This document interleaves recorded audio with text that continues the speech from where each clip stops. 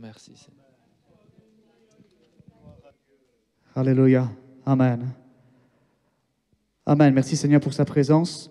Merci Seigneur car Dieu parle tantôt d'une manière, tantôt d'une autre et Dieu parle par l'Esprit. Amen. Et c'est bon d'entendre dans une église qui prie, une église qui adore, autant audiblement que visuellement, de voir, je ne sais pas si vous avez remarqué, mais j'étais face à vous, hein, donc je vous ai vraiment vu. Toi, tu n'as pas vu les gens louer derrière, mais moi j'ai vu. Toi, tu te tournes. Et c'est tellement beau de voir le peuple de Christ louer et adorer le Seigneur et également entendre la voix de l'Esprit qui parle à travers les hommes et les femmes qui sont inspirés par Dieu et donner des paroles de connaissance, des paroles prophétiques. C'est tellement bon l'Église. Amen. D'être à l'Église. Moi, vous m'avez déjà entendu dire souvent, et j'espère que je le dirai jusqu'à la fin de ma vie, j'aime mon Église. Et j'aime l'Église de Jésus-Christ avec un grand E, mais j'aime mon Église. Parce qu'il y a vraiment la vie de l'Esprit, il y a la parole de Dieu qui est au centre, on donne des messages vraiment bibliques, et c'est sain, et on grandit. Est-ce que tu sais que tu as grandi pendant ces années? Est-ce que tu sais? On grandit. À force de se nourrir, on grandit. Obligé, c'est obligatoirement. On grandit. Amen. Et justement, sans plus tarder, je voudrais commencer mon message. Et le titre de mon message, c'est... Attendez. J'avais éteint. En fait, il est allumé. Le parcours de l'Évangile. Le parcours de l'Évangile. Qui est-ce qui aime faire du sport? Il n'y a pas beaucoup de monde, hein. C'est pas interdit, hein, vous savez, de faire du sport. Hein. C'est important de faire un peu de sport, de se ménager, de prendre soin. Vous savez, la vie dure entre 80 ans, 90 ans et 100 ans pour les plus robustes. Et je pense que c'est important. Et tous les médecins vous diront que même si l'âge avance, il faut se ménager encore plus. Et faire de l'activité, c'est encore plus difficile que lorsqu'on est plus âgé, mais le fait de faire de l'exercice, ça te permet en fait, de perdurer un peu plus longtemps, en fait. Ça, c'est une vérité. Et toute ma vie, j'ai toujours fait un peu de sport dans différentes activités. Et une des activités sportives que j'apprécie le plus, et mon épouse également, c'est la course à pied. Le jogging. Qu'est-ce qui fait un peu de jogging? Un peu de jogging. Ça, c'est vraiment quelque chose que j'apprécie. En plus, on peut courir dans la forêt. En plus, vous connaissez le parc Vaugrenier? Moi, depuis gamin, je fais le même parcours. Le même parcours, d'environ une demi-heure, 35 minutes. C'est pas beaucoup, mais j'ai toujours fait le même. Et encore aujourd'hui, la dernière fois que j'ai fait, c'était il y a un an et demi, hein, depuis que ma fille est née, on n'a pas eu l'occasion de refaire du jogging avec ma femme. Mais c'est vraiment le même parcours que j'ai fait depuis que je suis ado. Le même parcours. Et il y a une réalité, d'où le titre de mon message, il y a une réalité. Lorsqu'on va en voiture, on va dans un parc pour aller courir, il y a un point de départ. Vous êtes d'accord avec ça? Il y a un point de départ. Mais dans le parcours sportif que vous allez faire, même si vous faites de la marche, on fait un parcours, mais il y a une réalité, c'est qu'on revient au même point de départ, là où il y a la voiture, en fait. En fait, on fait une boucle. Hein. Et il y a vraiment une réalité, c'est que lorsque vous faites ce parcours, peu importe l'activité que vous faites, c'est bon pour la santé. C'est bon pour le moral, c'est bon pour les émotions, pour la psychologie, le fait de courir, de se dépenser, de s'aérer, de se promener avec vos proches. C'est tellement bon. Et dans le parallèle spirituel que je voudrais vous apporter par rapport au titre de mon message, le parcours de l'Évangile, la Bible dit dans Ésaïe chapitre 55, verset 11, je vous le dis, un texte que vous connaissez tous par cœur. « Ainsi en est-il de ma parole. » Écoutez bien. « Ainsi en est-il de ma parole, qui sort de ma bouche. » Il y a un point de départ. La parole de Dieu sort de la bouche de Dieu. « Ainsi en est-il de ma parole, qui sort de ma bouche. Elle ne retourne point à moi sans effet, sans un bénéfice, sans avoir exécuté ma volonté et accompli mes desseins. » Ésaïe 55, verset 11, pour ceux qui prennent les notes. Elle ne revient pas à moi sans effet, sans avoir exécuté ma volonté et accompli mes desseins. Comme un parcours. Dieu lance sa parole, elle fait son œuvre dans les cœurs de ceux qui écoutent, de ceux qui ont des oreilles pour écouter, comme dira Jésus, souvent, dans les paraboles. Dieu envoie sa parole, elle fait son œuvre, et elle revient à lui avec les âmes converties et sauvées pour compléter son royaume. Vous me suivez? Et c'est ce qu'on va essayer de voir ce soir à travers la parole de Dieu. On va prendre un texte dans Romains chapitre 10, versets 8 à 18. L'apôtre Paul enseigne l'église de Rome, il dira ceci. en parlant de la justice au début. Que dit-elle donc? La parole est tout près de toi, dans ta bouche et dans ton cœur. Or, cette parole est celle de la foi que nous prêchons. Si tu reconnais publiquement de ta bouche que Jésus est le Seigneur, et si tu crois dans ton cœur que Dieu l'a ressuscité, tu seras sauvé. Amen. En effet, c'est avec le cœur que l'on croit et parvient à la justice. Et c'est avec la bouche que l'on affirme une conviction et parvient au salut. Comme le dit l'Écriture, celui qui croit en lui ne sera point couvert de honte. Ainsi, il n'y a aucune différence entre le juif et le non-juif, puisqu'ils ont tous le même Seigneur, qui se montre généreux pour tous ceux qui font appel à lui. En effet, toute personne qui fera appel au nom du Seigneur sera sauvée. Mais comment donc feront-ils appel à celui en qui ils n'ont pas cru? Et comment croiront-ils en celui dont ils n'ont pas entendu parler? Et comment entendront-ils parler de lui si personne ne l'annonce? Et comment l'annoncera-t-on si personne n'est envoyé? Comme il est écrit, qu'ils sont beaux les pieds de ceux qui annoncent la paix, de ceux qui annoncent de bonnes nouvelles. Verset 16. Mais tous n'ont pas obéi à la bonne nouvelle. En effet, Ésaïe dit, « Seigneur, qui a cru à notre prédication ?» Ainsi la foi, donc l'apôtre Paul résume tout ce qu'il vient de dire dans ce verset très connu, « Ainsi la foi vient de ce qu'on entend. Et ce qu'on entend vient de la parole de Dieu. » Je demande alors, n'auraient-ils pas entendu? Au contraire, leur voix est allée par toute la terre et leur discours jusqu'aux extrémités du monde. Est-ce que je peux entendre un vrai amen à la parole de Dieu? Amen. Mon premier point est celui-ci. J'aurai 2 points. Être une voix pour l'évangile. Ah, j'aime beaucoup cette photo. Hein. Est-ce que vous avez compris le truc? Hein? Le grand monsieur qui se met à genoux, c'est pas nous. Hein? C'est le Seigneur. Hein? Et le petit gars, là, qui essaie de parler dans le micro, c'est moi. C'est toi. Être une voix pour l'évangile. La première chose que je voudrais voir par rapport au texte que nous avons lu, qui est juste magnifique, qui nous parle vraiment de l'annonce de l'évangile, c'est qu'il y a vraiment des verbes qui sont très, très importants. Et je vous répète juste les verbes. Le mot croire, confesser, invoquer, annoncer, entendre, prêcher, parole, la voix, le salut, la justice, être sauvé, être envoyé, la bouche et le cœur. C'est un beau cocktail, hein?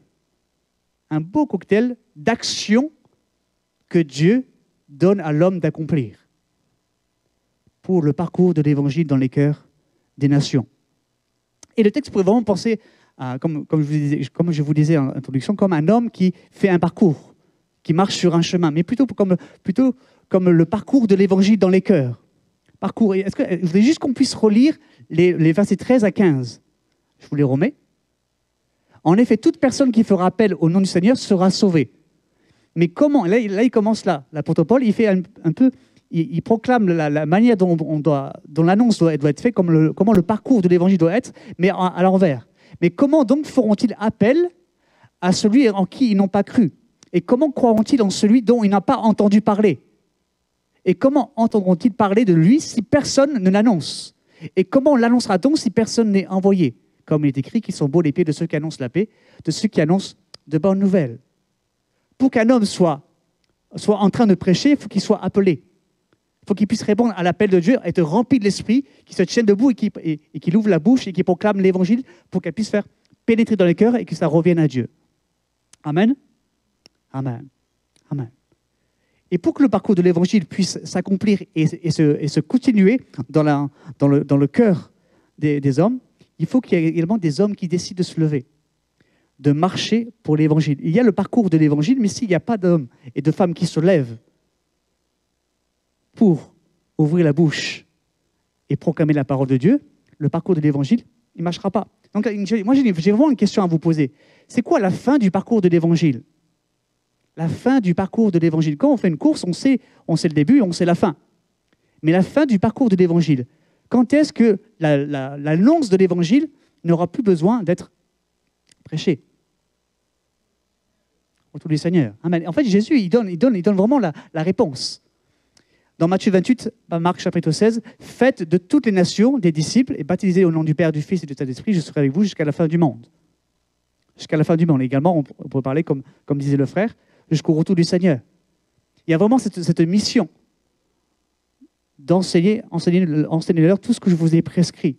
Baptisez-les au nom du Père, du Fils et du Saint-Esprit. Faites de toutes les nations des disciples, non pas des baptisés, mais des disciples. C'est vraiment la fin du parcours de l'Évangile, c'est quand toutes les nations auront entendu parler de Jésus, de l'Évangile, de cette merveilleuse nouvelle.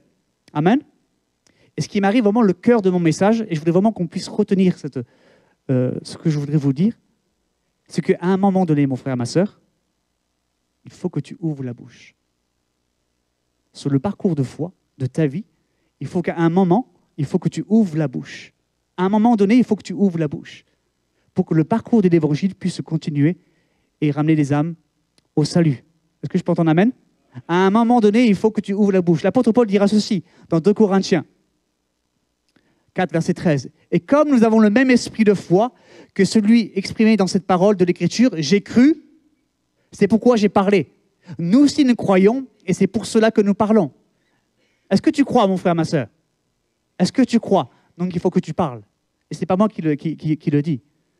C'est la parole de Dieu qui le dit. Si tu crois en Jésus-Christ, si tu as confessé le Christ comme ton Seigneur et comme Sauveur, si tu as confessé devant les hommes le jour de ton baptême, il faut que tu parles.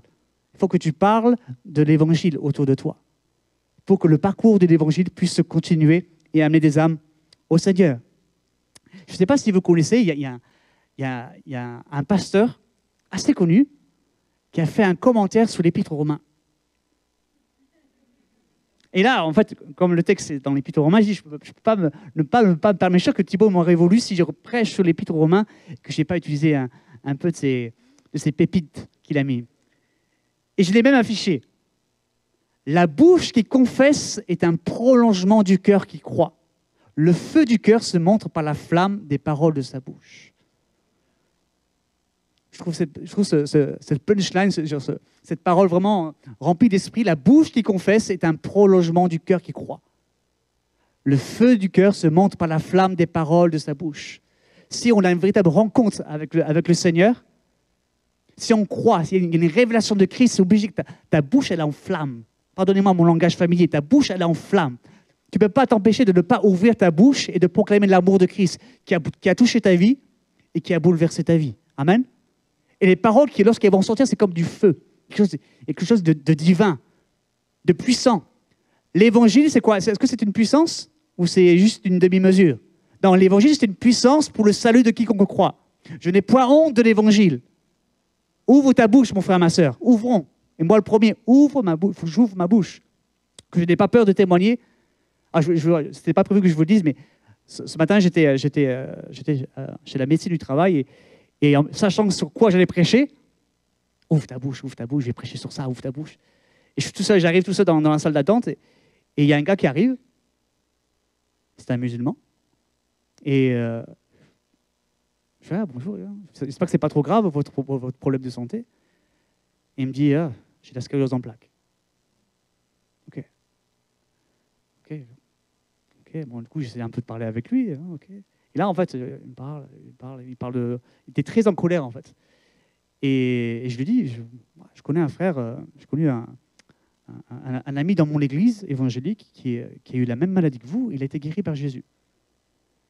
Il dit, mais moi, je suis musulman, je suis musulman, je crois en Dieu, etc. Bon, on commence à parler. Ce que je veux dire par là, c'est que j'essaie de lui parler de Jésus, et c'est ce que j'ai fait. Je croyais dans le Coran que Jésus, il a fait des miracles dans le Coran. Ouais, il est vivant. Ouais, il est monté vers là. Donc, il est vivant. Il est vivant. Donc, ce qu'il a pu faire dans le Coran, il le fait encore aujourd'hui parce qu'il est vivant. Bon, là, il était un peu gêné, là. Mais en tout cas, j'essaie vraiment de lui donner juste une parole de grâce. Ça, je ne connaissais même pas son prénom, gars, je ne lui ai même pas demandé. Mais je lui dis, mais Jésus, il est capable de vous guérir.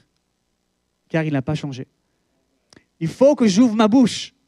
Je n'ai point honte de l'évangile. Amen. Amen. Jean Calvin, un réformateur, dira ceci, la prédication, c'est la puissance de Dieu. La prédication de l'évangile remplit un homme, une femme remplie de l'Esprit de Dieu, c'est une puissance. Vraiment une puissance. L'apôtre Paul dira ceci. Dans 1 Corinthiens, il est un peu long le texte, mais il est juste phénoménal. Je vous le lis.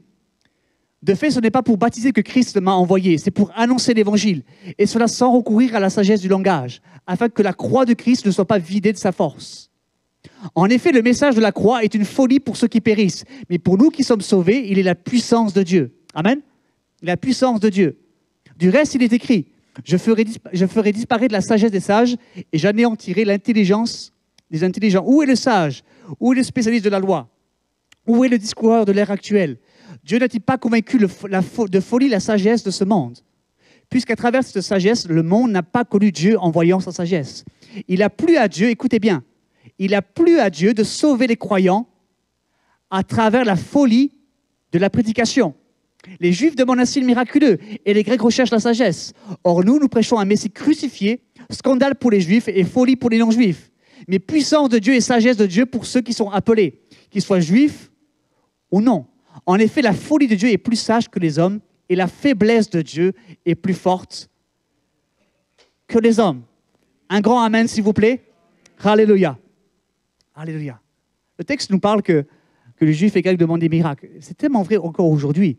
Le monde est admiratif, admiratif, c'est ça, admiratif lorsque des gens font des exploits sportifs ou des créations, des nouvelles inventions, le progrès de l'informatique, les progrès de toutes sortes de choses, de la science, de la médecine. Ils sont ébahis.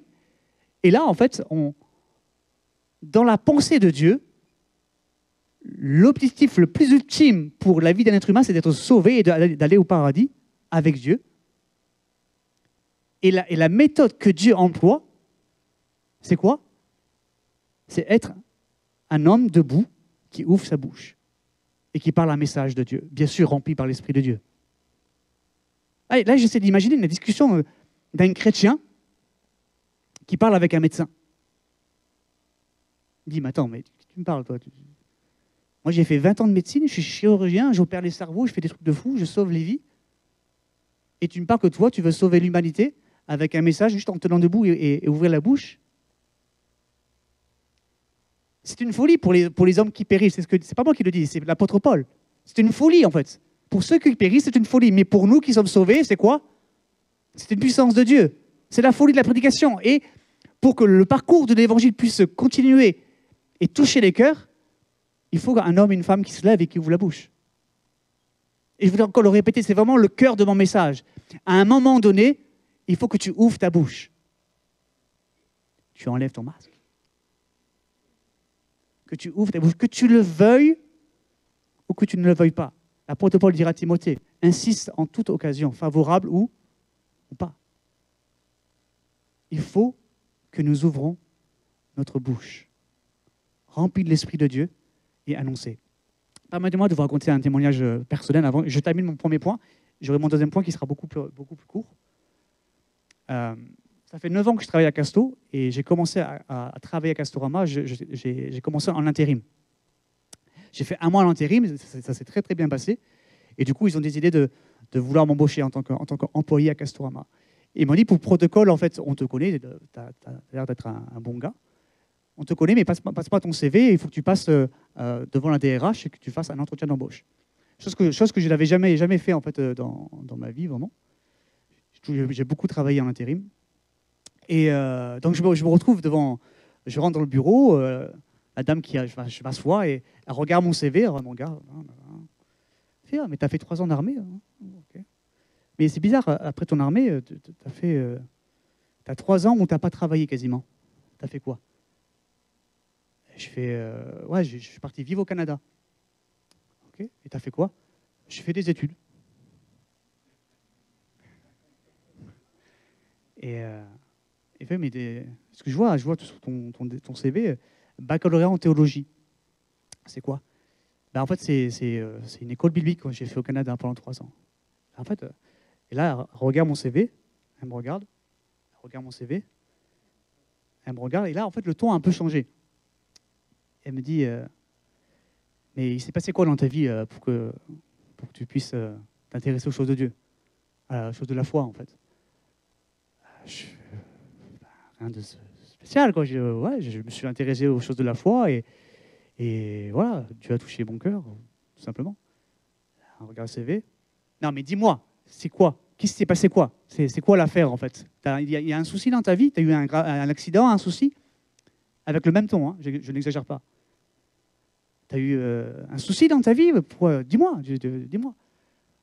Non, rien de spécial, c'est juste, ouais, je me suis approché d'eux, j'avais 23 ans, et ouais, voilà, Dieu a changé ma vie. Non mais dis-moi, dis-moi. Vous savez, dans notre vie, des fois, on se lève le matin, on prie, il fait Seigneur, mais bénis cette journée, mets sur mon passage des personnes qui ont le cœur ouvert pour qu'ils puissent entendre l'évangile. C'est vrai, c'est une bonne prière. Bon, là, on m'a obligé à témoigner. À un moment donné, il faut que tu ouvres la bouche. Et là, en fait, à un moment où je voyais que la fille, limite, je vous refais un peu l'action. Non, mais dis-moi. Excusez-moi. Hein. Elle n'a pas fait ça, mais elle a fait vraiment, mais dis-moi, c'est quoi l'affaire, en fait? Et là, à un moment donné, j'ai fait, ça a fait ça. Dans ma tête, j'ai dit, go, fiston, go.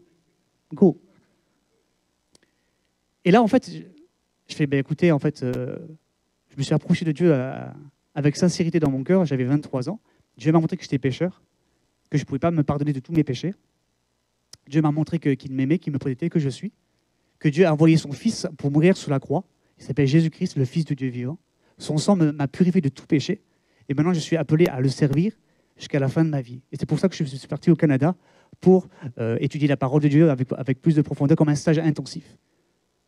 Et Dieu veut sauver tous les hommes et les femmes, car il les aime. Car Dieu a tant aimé le monde qu'il a donné son Fils, etc., etc.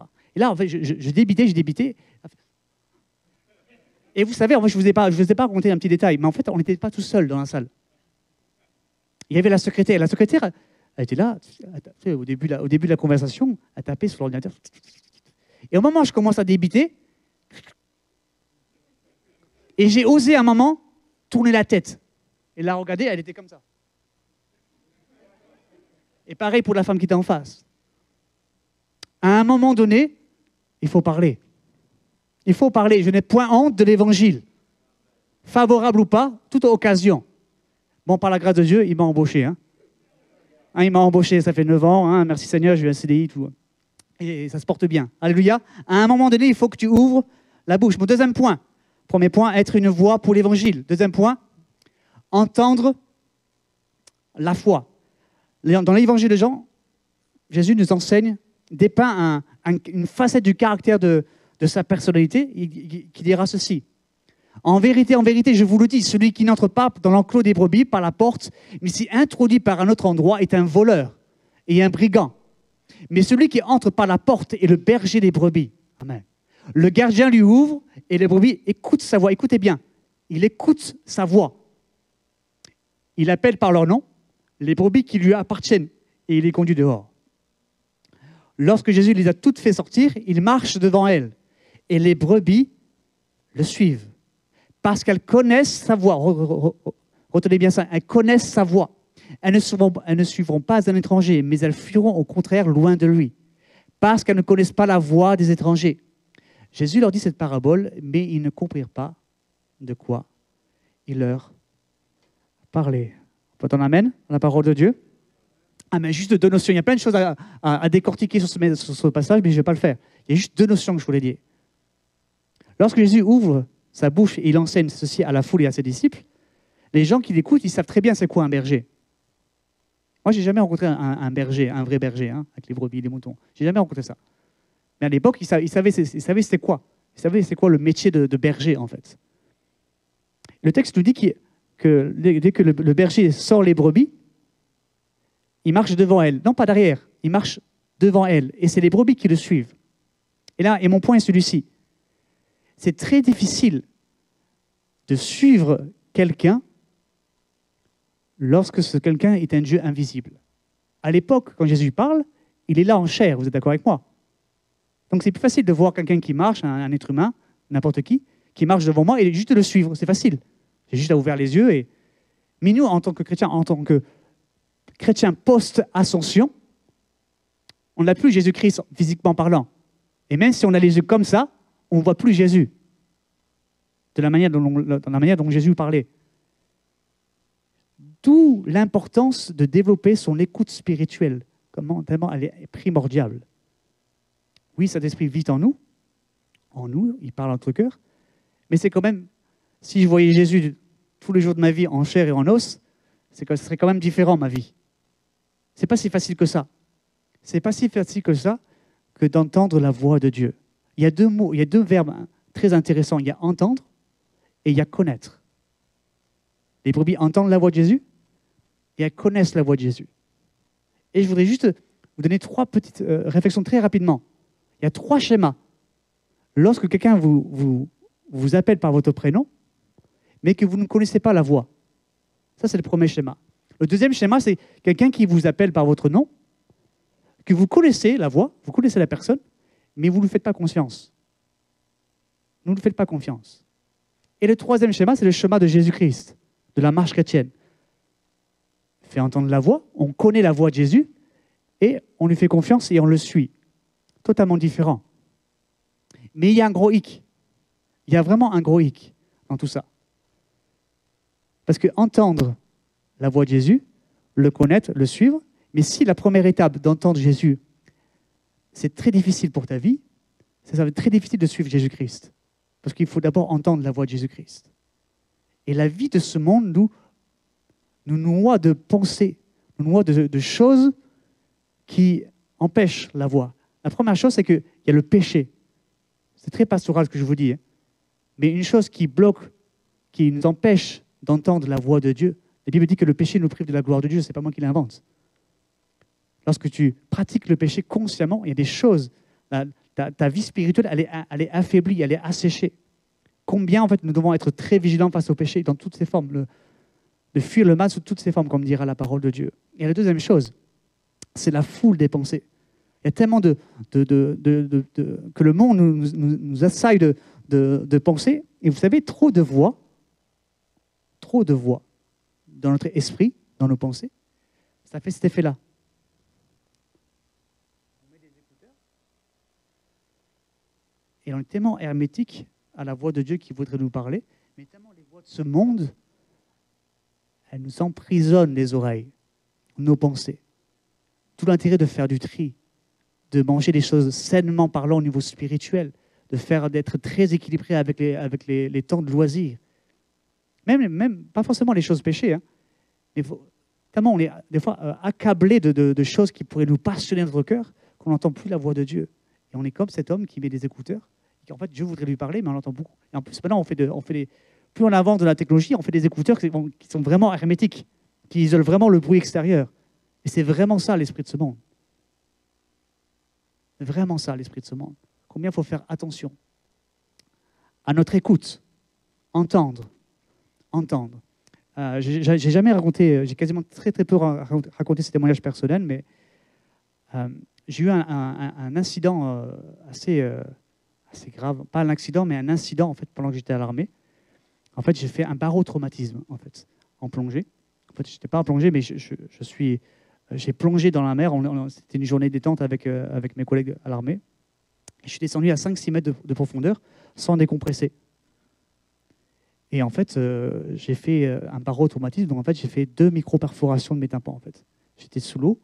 J'ai vu j'ai vu l'air qui est sorti de mes tympans. C'était très secoué. Je suis remonté, bien que mal. Je suis remonté. Mes collègues ils m'ont vu que j'allais vraiment pas bien. Ils m'ont mis sous le bord du rivière. J'ai fait ça. Il y avait du sang qui coulait de mes oreilles. Bon, ils m'ont emmené aux urgences à Toulon. Et le médecin il me dit, Monsieur Croza, il se gratte la tête, vous savez, vous aurez pu y passer. Hein. Vous aurez pu faire une syncope à 6 mètres de profondeur. Je dis, même si vos collègues étaient là-haut en train de regarder avec les masques où tu étais, vous aurez pu faire une syncope. Je ne connaissais pas le Seigneur encore.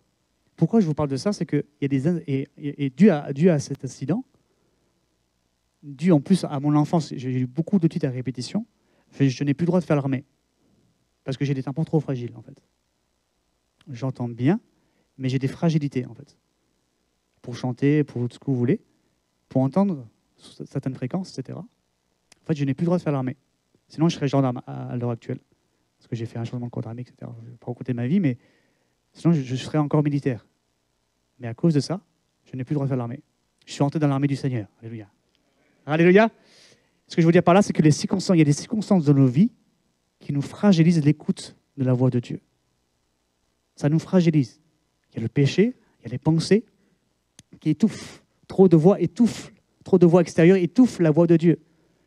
Et si on a des faiblesses dans l'écoute de Dieu, très souvent, ça nous éloigne des voies de Dieu, des chemins de Dieu pour nos vies. D'où l'importance d'être très affûté, d'être un homme spirituel, un homme qui est calé, qui est bien assis sur la chaise spirituelle, sur l'église, sur la vie de prière.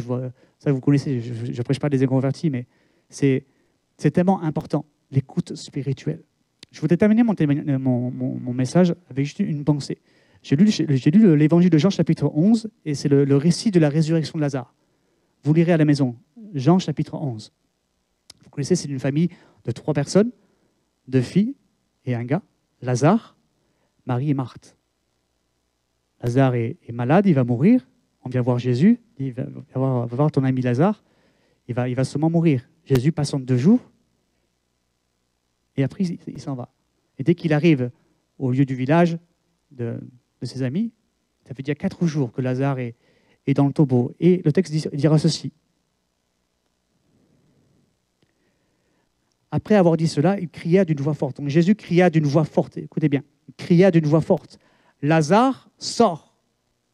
Et le mort sortit, les pieds et les mains attachés par des bandelettes et le visage enveloppé d'un linge. Jésus leur dit, détachez-le et laissez-le s'en aller. Lazare sort. Ma question, et je termine avec ceci. Comment Lazare a-t-il pu entendre la voix de Jésus alors qu'il était mort? Comment? Jésus dira lui-même au centenier romain qu'il te soit fait selon ta foi. Mais comment Lazare, qui était mort, a pu saisir les paroles de Jésus par la foi et vivre le miracle des paroles qui sortaient de la bouche de Jésus? Comment? Comment? Alors qu'il était mort. Vous savez, il y a une expression dans le monde qui dit « tant qu'il y a vie, il y a espoir ». C'est vrai, hein? C'est vraiment, je trouve que c'est une belle parole. Et permettez-moi juste de dire une parole que seulement Dieu qui peut le dire. Il y a seulement Jésus-Christ qui peut le dire. Que même s'il y a la mort, il y a encore un espoir. Il n'y a que Jésus qui peut dire ça. Et la preuve est que même s'il parle à un mort, Jésus est capable de le ressusciter. Glorieux. Glorieux. Et je me dis, c'est quoi l'application pour nos vies? Dans ta famille, autour de toi, il n'y a pas des gens qui sont morts spirituellement. Plus tu leur parles de Dieu, plus ils sont fermés.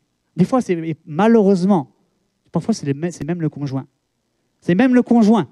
Plus tu parles avec lui, tu essaies de lui insérer des graines de foi dans son cœur, et encore plus il y a de tensions dans votre couple, à un point où tu abandonnes. Et la semaine dernière, je parlais avec une sœur, je ne vais pas la nommer, mais elle me disait, c'est ça. Je lui demandais des nouvelles de son mari, elle me dit, c'est exactement ça. C'est exactement ce que je viens de vous décrire. Je parle de l'Église, de la foi, et en fait, plus je lui parle, plus ça crée de tension entre moi et lui. Du coup, j'ai arrêté. Comme mort. Pareil pour les enfants. Je dis, mais comment un enfant qui grandit dans une maison chrétienne, tu lui enseignes toutes les valeurs, c'est des projets de ce monde, mais ils deviennent de plus en plus hermétiques à la foi, à l'évangile. Le parcours de l'évangile n'arrive pas à atteindre. Mais moi, j'ai envie vraiment de nous encourager, moi le premier, que Jésus, avec 2 mots, il a fait ressusciter un mort. Lazare sort.